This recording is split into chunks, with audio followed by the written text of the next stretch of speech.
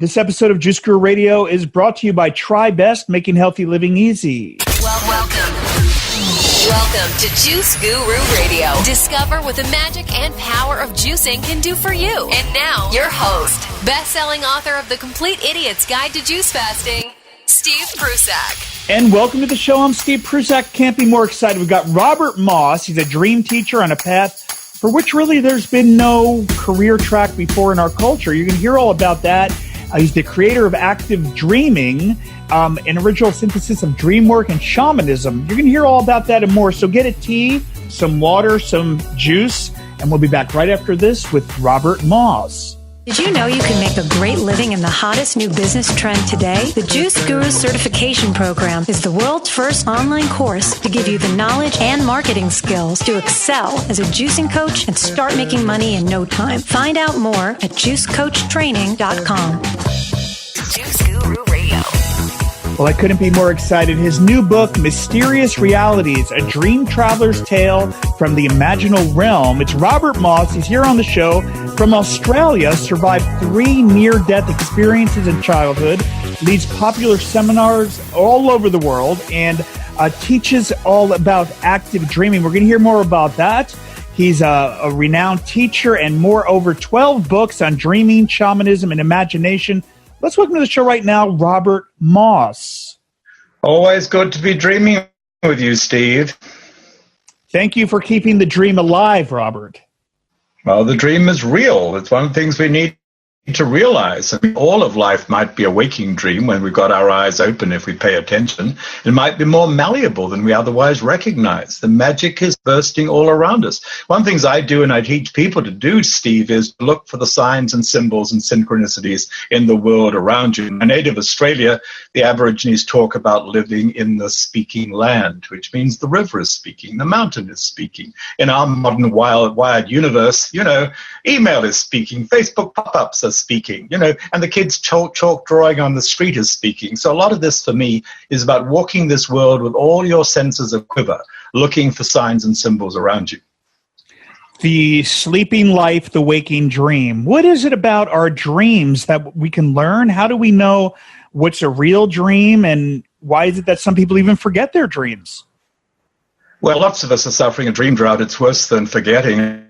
A lot of people seem to think they don't dream because they never seem to remember. This is a pandemic crisis in modern society. We don't make room for dreams. We don't know how to talk about them.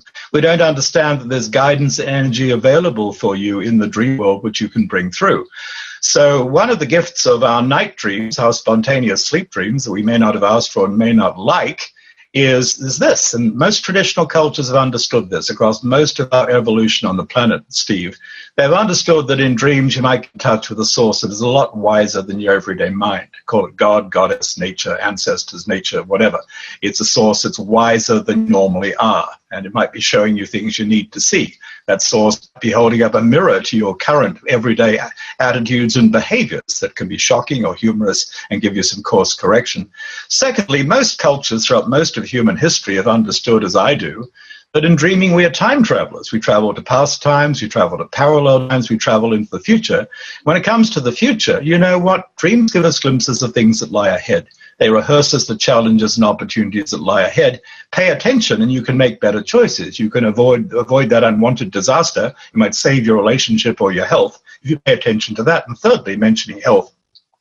Most traditional cultures have understood that dreaming is about healing. It's about medicine. Dreams might show you what's going on inside your body. They might show you symptoms before they present themselves to a doctor in a doctor's office. You might avoid that visit altogether if you pay attention. Dreams give you imagery for healing. The right image can heal the body. It can change its behavior. And above all, perhaps, dreams show us what the soul wants and where the soul has gone. They show us what our largest self considers to be our fundamental purpose. And they show us the secret wishes of the soul. That's a phrase I picked up from a native tradition through my own dreams. And if you begin to realize that your dreams show you the secret wishes of your soul, well, you want to act on those so that more of soul, more of vitality is present in your life. However, as I say, lots of people aren't tuned into this. They're missing the movies and a lot more than missing the movies. So one of the basic things I do is I give people reasons. I give them juice. I give them incitation to pay more attention to dreams and bring magic through from the dream world into the everyday world. Wow, I have so much to download and talk to you about. It's phenomenal. And I can't wait to dive deeper into this with you. So, but going back on what you said here about the warnings in our dreams and that we can actually make better choices. So really, is this coming from our subconscious? Where is this coming from that we're getting these messages and we can actually change the future, so to say? Is that what you're getting at? Well, it's coming from more than the bargain basement of the personal subconscious. Yeah, the personal subconscious speaks to us too, but when you're traveling in time, for example, you're doing more than just rummaging amongst the basement of your life and putting things together. That can be interesting. I think it's like this, Steve. I think that some part of consciousness is forever traveling ahead of us in life, checking out the road ahead. And one of the things going on in dreams, if you'll pay attention, remember, and look at the information carefully, is you might see, oh, there's a real pothole on the road, a week from now or a year from now. I want to avoid that pothole. And so if you start looking at all your dream material and asking the question, could this play out in the future? And then the question, do I like this or not? Do I want this or not? Then you can navigate better. I mean, my attitude is that consciousness is not confined to the body and the brain, and dreaming is one of the ways we wake up to that. Physics tells us the same thing. I mean, this isn't some new age, soap bubble. This is what physics tells us is probable. We live in the world of non-local mind. We can go anywhere in the realm of mind that we can imagine and can access.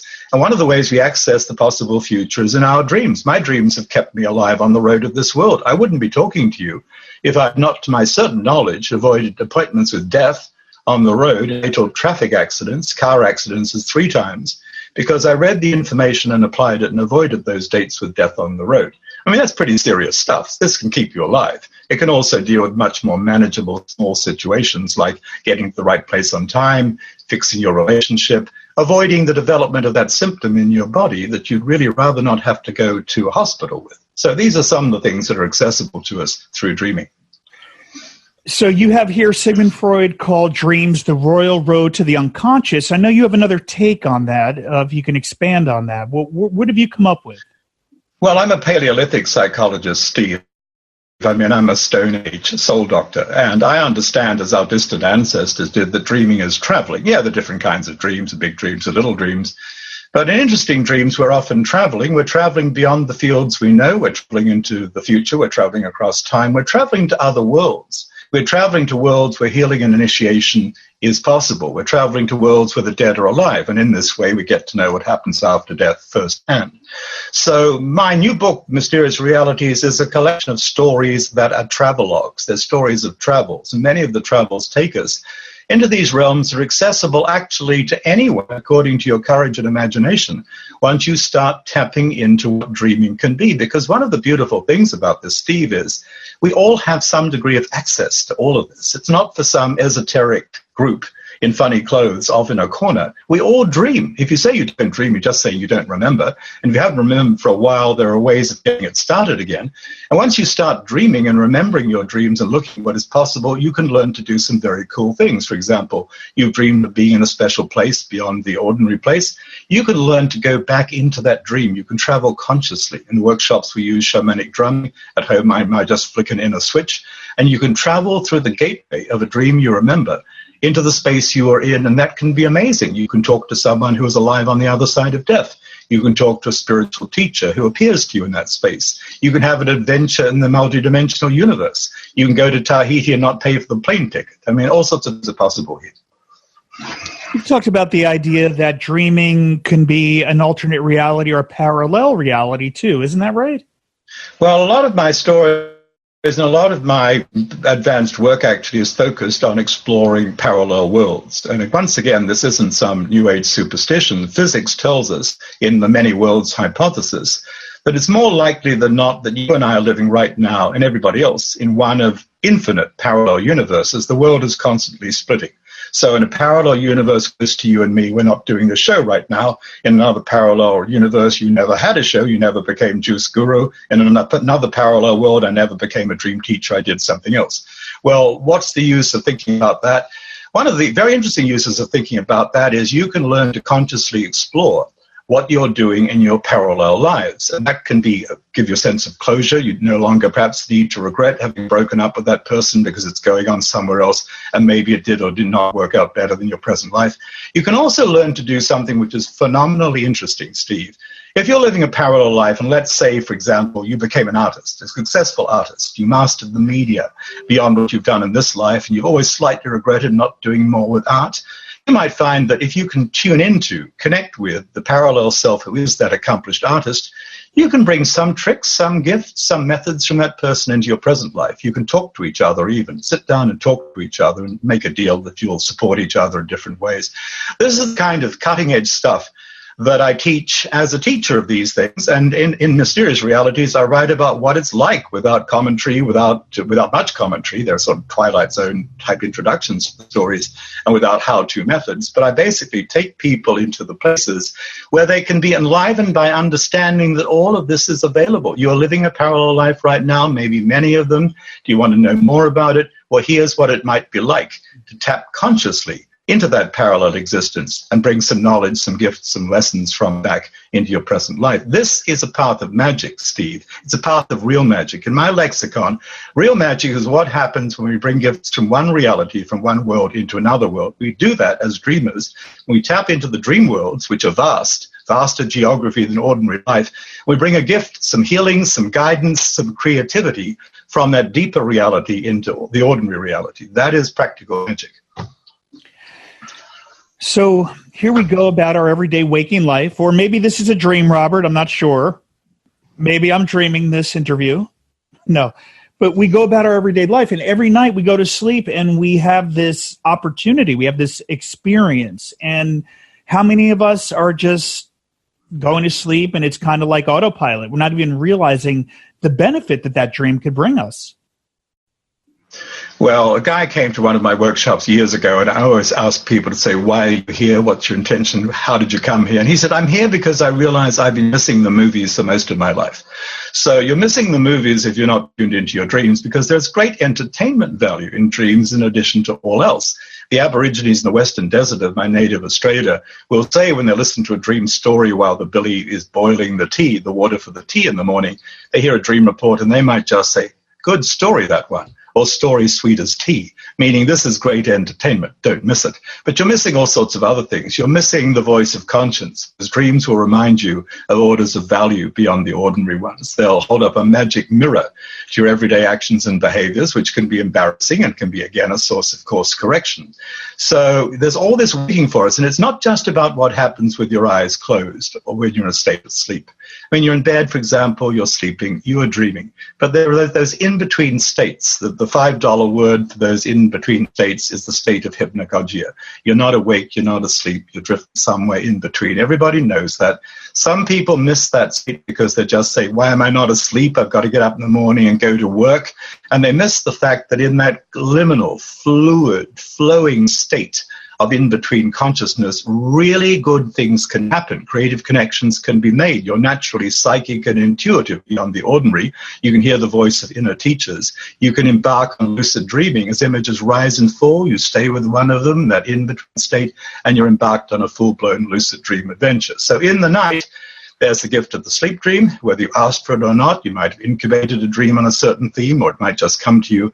And there's the gift of the drifty in-between Twilight Zone experiences.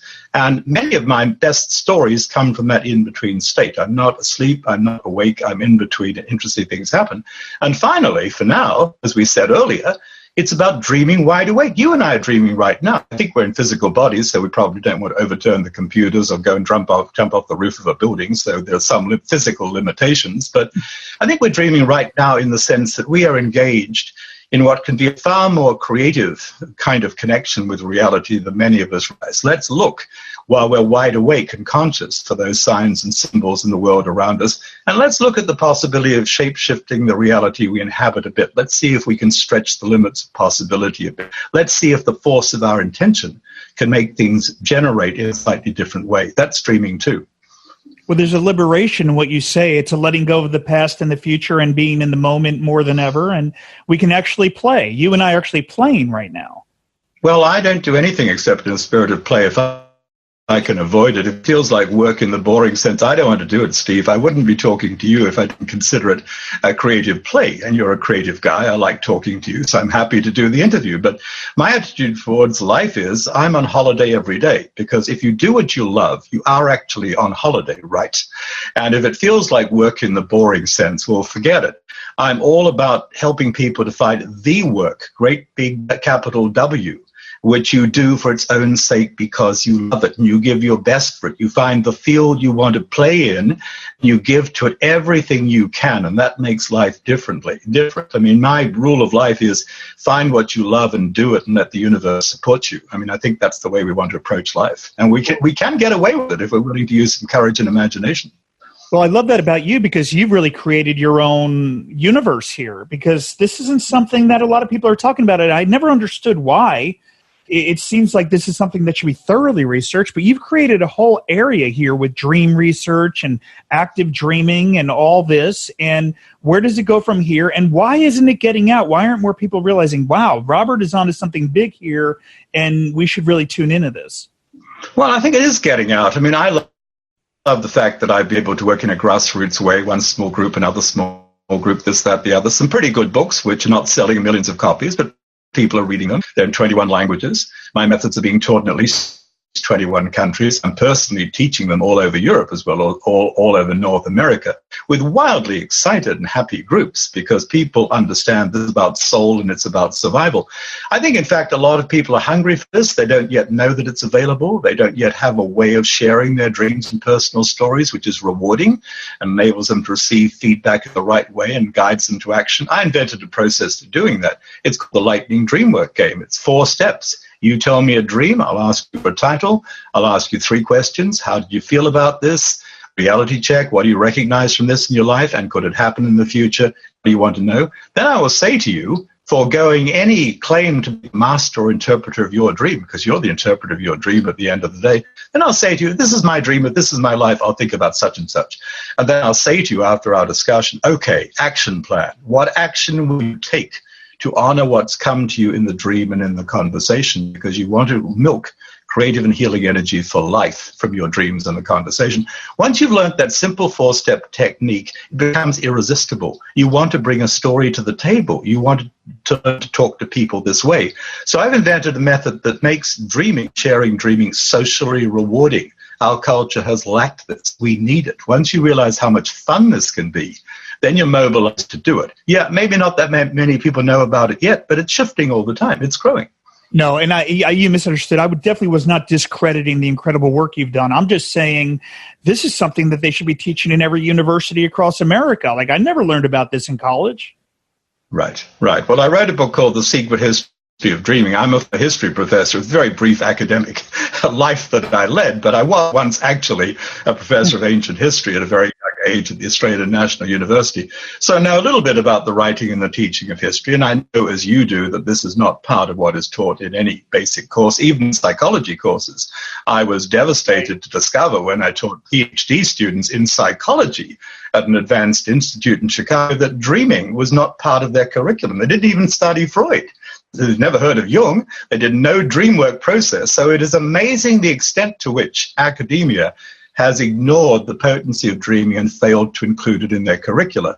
The way it will come back at the end is that the kids will be allowed to talk about their dreams. The adults will start listening to them, because the masters of this area are actually very young children. They're the masters of dreams and imagination. And one of the ways of changing society is to prime adults to listen more attentively to the stories their kids are telling them, and help the kids when there's scary stuff, and help them to create, draw, write from their dreams, perform, do theater from their dreams. And the kids eventually are going to re-educate the adults. So I'm doing an increasing amount of work with kids and schools and families in different places around the world, because that is where the great turning point will come. Awesome, and thank you for that. And so for those listening and wanting to get started on active dreaming and being more aware of our dreaming, getting the messages from our dreams, where do we start? Well, you start by taking up the art of keeping a journal. If you're not keeping a journal, you'll never get good at this. This is your secret book. This is where you write down your dreams and actually anything else you want to write down, any observations from the day, what's going through your mind. You keep a journal, and it is a creative art. I've been keeping a journal for a very long time. I handwrite my journals when I'm traveling, and I draw in the journals, and the child and the artist in me loves the drawings and the coloring that goes on in the physical journal. But because I can't read my handwriting, I also put it in a digital database, and with a word search engine or something like that, I can pull up all the dreams I've had on a certain theme. Black dog. How many dreams I had about black dog? Many. Hundreds will pop up, and then I can track my symbol moving across time. You start keeping a journal, it's going to be your scientific logbook. You're going to discover, for example, that you do practice precognition. You see things before they happen. You're going to notice that you have telepathic experiences, you're connected with other people in dreams in other ways. So it's going to be your way of confirming the fact that you have supernormal abilities. That's an old word that's coming back into our vocabulary. It's not abnormal, it's supernormal. Precognition, telepathy, things like that. And you'll have your personal encyclopedia of symbols. And you know what? If you've got any interest at all in writing, you're doing your workout as a writer when you write in your journal. So keeping a journal is the start, the absolute start, and it will continue across the year to grow. It'll be a treasure box for you, and you'll be so grateful that you're doing it. What about nightmares and recurring dreams? What are the messages in those? I mean, if I go through a patch of nightmares, it gets to a point where I'm like, I don't even want to go to sleep that night. I'm like, oh no, what am I going to have to go through tonight? Well, it's an excellent question. That is one of the reasons why a lot of people have closed the door on their dreams. They think that it's scary stuff. They'd rather not look at it. It's a very poor strategy, because if you're running away from something in your dreams, here's what's going to happen. It's going to pursue you in your waking life. It's going to jump on your back. It's much safer to confront it in your dreams and to let it develop, whatever it's about. And you might find, if you find the courage and the will to face up to the challenge of dreams, that what you're fleeing from is your own power. I mean, very instructive experience from my own life. When I started living in this country, which is a long time ago now, I started dreaming of the bear in a way I don't remember dreaming of in Australia or England, where I used to live. The bear is enormous. The bear is in my house. The bear is in my bedroom, and it's huge, and I'm scared because it's big. It's not attacking me, but it's so much bigger than me that I am afraid. So I do something I would now counsel anybody else to do. I will myself to re-enter the dream. I'm just sitting in an easy chair, no drumming, no props, no chemicals. I'm just using the energy of my fear and my desire to understand why the bear is in my space. So I turn off and I pull the curtains. I make it my intention to go back into the space of the dream, which isn't far away. It's in my house, and meet the bear. And the bear is there, Steve, and it's enormous, it's gigantic, and I am terrified. It's more real than you looking at you on the screen. You're pretty real, but I can smell the bear. It's rank, it's feral. And I have to will myself to step up to the bear. The bear wraps its great arms around me. I think, I've had it. My rib cage is going to be crushed. But it's a gentle embrace, and now we're the same size, and as things start to evolve, the bear wants me to look at the heart. I look at my heart center. It's really interesting. There's something like a thick umbilical, pumping life energy back and forth between my heart and the heart of the bear, and I understand.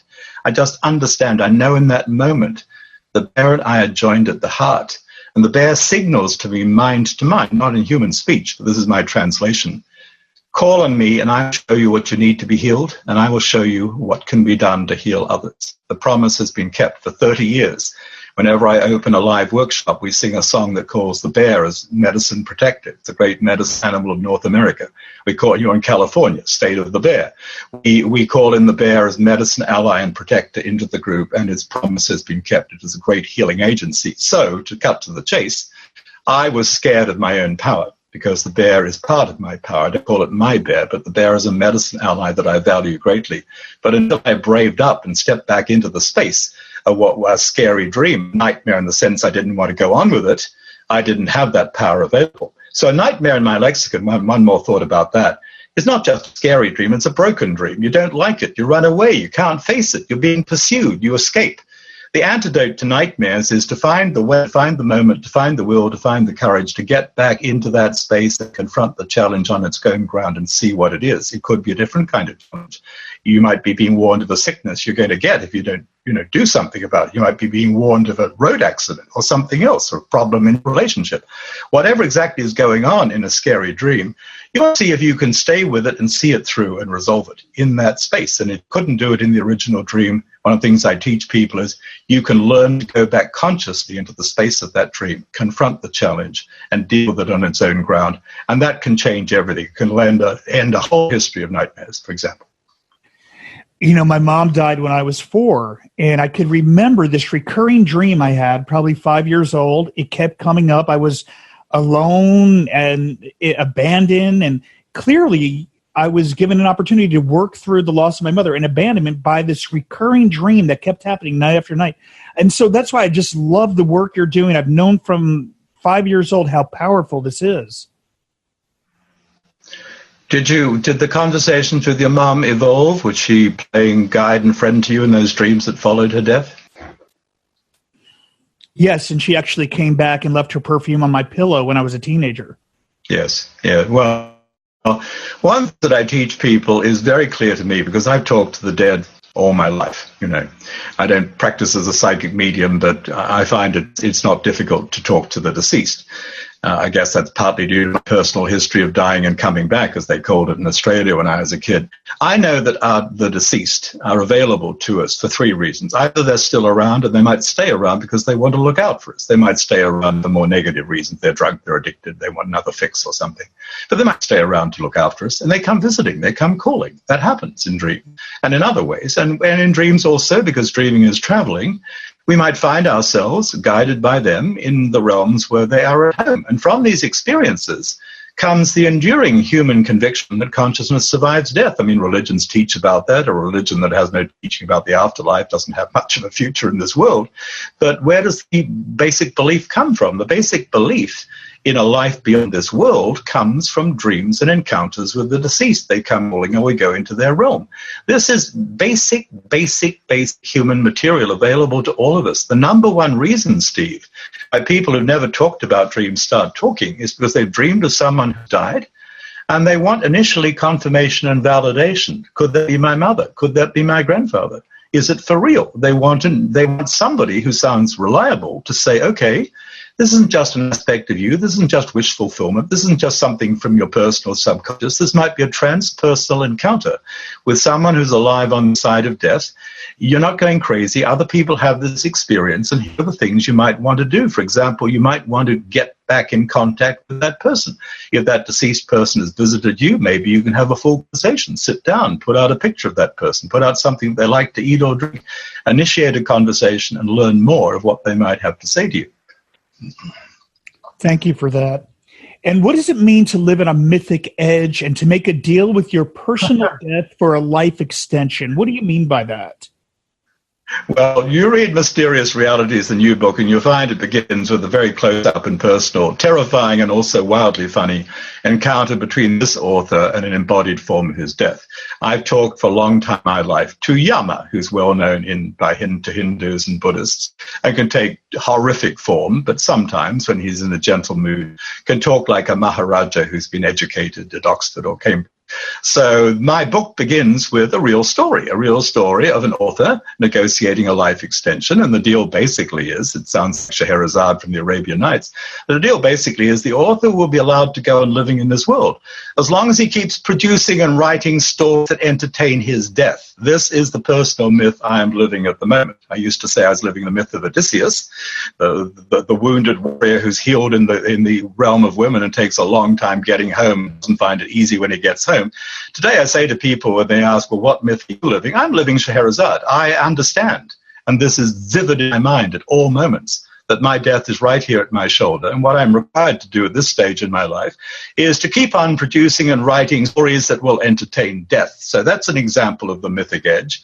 Your book starts and ends with stories about that, a personal relationship with death. Living on the mythic edge in general, for anybody listening or watching, it might be about many other things. I mean, I really think that all of us are connected to bigger stories than we're often aware of. Those stories might be in mythology, they might be in fairy tales, they might be in folklore. Our stories are not the same. We think we're living a certain story. Sometimes we don't realize we're living a story at all. And that's a dangerous condition. Because if you don't understand that you're living a story, you're probably trapped and stuck in old, used-up personal history, maybe a multi-temporal family history of dysfunction or false expectation or something. One of the tricks in life is to step out of the old, limited personal histories into the power of a bigger and braver story. And that's one of the things that comes upon us in dreams, where the bigger stories are hunting us. So to live on a mythic edge is to wake up to the fact that there are larger forces at play. Jung called them the archetypes. There's a story about Jung in my new book, about what Jung's doing in the afterlife. You might find that interesting too. One of the things that Jung said only once in his vast compendium of writings, is he said, we live and move in a circumambient atmosphere. He meant by that more than the personal energy field. Circumambient atmosphere for Jung meant we are connected to larger stories, to archetypes, to the gods, goddesses, daemons, spirits who inhabit the larger stories, and our connection with one story or another from that deeper reality will condition and generate the synchronistic phenomena that pop up around us. I was once asked a question similar to yours about living on the mythic edge, and I gave an example. I'll give it now. I dream twice in 1 week. I've written something like a Greek epic, and I've begun writing it by writing an invocation of the muses, the way that the Greeks would do. So I'm carrying translations of the Odyssey and the Argonautica, the tale of Jason and the Argonauts on a plane trip. And I sit next to a woman who sounds just like me, and I'm struck by it because my accent is not immediately identifiable. It's a sort of Anglo-Australian accent. It's a bit hard to name exactly where it comes from. The woman talks exactly like me. So I say to her, you talk exactly like me. She says, quote, of course, I'm Helen of Troy, she says. Now, she's making a joke. She is an Australian who's moved to Troy, New York, where I used to live, so there's synchronicity. I arrive in Boulder, Colorado, where I've got a date to read for my book of poetry at a fine independent bookstore. The girl who greets me at the desk says, my name is Athena. So I say, quick as a whip, where's Odysseus? She says, oh, Odysseus works for the store. Paging Odysseus, paging Odysseus. This handsome young guy with flowing beard and hair, straight Homer. You're really Odysseus? Yes, my parents are traveling in Greece. They call me Odysseus. And it goes on like this, installment after installment. There are 7 or 8 of these installments of mythic names. That's a moment when you cannot fail to notice, Steve, that you're living on a mythic edge, and you even feel that operators behind the curtains of ordinary reality are sort of snickering and giggling. And is that enough, or should we give him another one? Should we give him another one? Should we produce another of these pop-ups to make it clear to him that he is living a certain mythic story? You come awake to all of this, and your life will be different, because your ability to have experiences of this kind and to use them depends on you being open and available, not just stuck in headphone land, not just stuck on your schedule, but able to walk this world, not just the dream worlds at night, or the shamanic journey, to walk this world ready to notice when something of the deeper reality is popping up to tickle you or give you a secret nudge or handshake to bring you awake to the play of larger forces and a secret order of events. That's part of what it means to live consciously and mythically in the larger universe. He's Robert Moss, the new book, Mysterious Realities, and you can get it at his website. It's at mossdreams.com. over on Amazon bookstores worldwide, but mossdreams.com. We'll have a link to that at the show notes at Juice Guru Radio under today's show, so you can click there too. Robert, thank you for all the phenomenal work. Anything to say in closing before we, there's so much we could say, so I know we can go on for hours, but anything that we didn't touch on or that we can get out to our listeners to get them on this path of waking life? Well, maybe 2 things in particular to reprise or to underline. The only time is now. Really, the only time is now. Yes, it's TikTok time. We have a schedule. We're going to finish the interview at a certain time. But fundamentally, the time is now. All time, past time, parallel time, future time might be accessible to you in this moment and might be revisioned and even revised for the better. That's the first thing. That's something I teach people to recognize. You can step in and out of time. That's a pretty interesting thing to experiment with.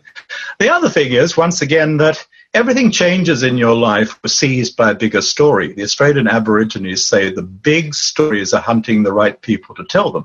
I would say the big stories are hunting the right people to live those stories. So getting in touch with the mythic edge, getting in touch with the mythic life, the bigger and braver story, is really a question of you putting yourself in the place where the big story can find you. Not so much about you hunting the story as accepting you're being hunted by a larger life, a larger understanding of reality, a larger power, and putting yourself in a place, as you do in dreams when you pay attention, as you do in the world when you pay attention to synchronicity, to the story that's after you. Because I'll say it again, once you are seized by a bigger story, everything is going to change. You'll find you have courage and clarity to deal with the ups and downs of everyday life. So that's fundamentally what I teach people to do, to be ready to be seized by a bigger and braver story. Robert Moss, right here on Juice Guru Radio. Robert, thank you so much again. Thank you for the wisdom and all the work. And please get the book. We highly recommend it. Robert, thank you for being here. My pleasure. May your best dreams come true, Steve, and everybody. My name is Steve Prusek, and we'll see you next time. But we do have a question from the studio audience. Before we close out, this one came in, Robert. If we could just get one question answered, is that okay? Okay. Diane had asked, my late husband has visited me in my dreams. Is there a way to ask him to visit? Yes. I mean, if he visited in your dreams, Diane, probably he's available anytime you sit down and set up a colloquial family altar. By that, all I mean is put out a photograph, a memento of him, put out a drink or a snack that he would like, have pen and paper available, and assume that he's available for conversation. Just ask him a question and see what comes. Trust what comes to you. That's how it might begin. Another way of approaching it, which requires a little bit more process, is you take a dream of your husband, which is alive for you and has energy, and you make it your intention to go back into the space you were in when he appeared. It might be a space in your own house, which means it's not distant travel. It might be a space somewhere else. Put yourself back in there and go on with the dream. Ask those questions with the intention of bringing back clarity on what he's trying to impart to you. This is not so difficult. I mean, our deceased often really urgently want contact with us for all sorts of reasons. Sometimes they want healing and forgiveness. Sometimes they want to clarify something from the story of the life they just ended. Sometimes they want to be counselor and everyday angel to us. And I have the feeling that your husband, Diane, has a message for you, which is empowering for life. It might be simply a message of love and continued life beyond death, and him wanting you to know how that works. But there might be specific information there that he would love you to have. So those are easy ways. I think you'll find them quite easy to get back in contact with him. Awesome, and thank you from Diane. And one more from David. Out of all your books, where do I start if I'm new to your work? Is there a book you recommend I get into what you're up to? Well, I want you to read the new one, of course, Mysterious Realities. I'm the proud and fierce father of a new book. So I want you to read that, whatever else you read. It's full of stories that will juice up your sense of possibilities. But in terms of the basic core techniques, an easy book to start with is called The Three Only Things. The subtitle is Tapping the Power of Dreams, Coincidence, and Imagination, or one other, Active Dream. Both of those are very good books for the basic process of becoming an active dreamer, which means doing something more with your dreams, learning the arts of lucid dreaming by ways that are simpler and more powerful than those often touted, and also becoming a lucid dreamer in everyday life by paying attention to the power of meaningful coincidence. So those are two good ones for the process and the techniques. The website again is mossdreams.com. Thank you everyone for being here. Robert, thank you again for this work, and we'd love to have you back on again. I just love your message. I love the work you're doing and the way you communicate it. It's just, you stand out from the rest. Thank you for being here. Thank you so much, Steve. Until next time. Much love. Thank you, Robert. And everyone else, we'll see you next time. We've got a lot more events this week, and I'll see you next time. Thanks for being here. Thank you for listening to Juice Guru Radio. Find out more about us at juicegururadio.com. Until next time, get your juice on.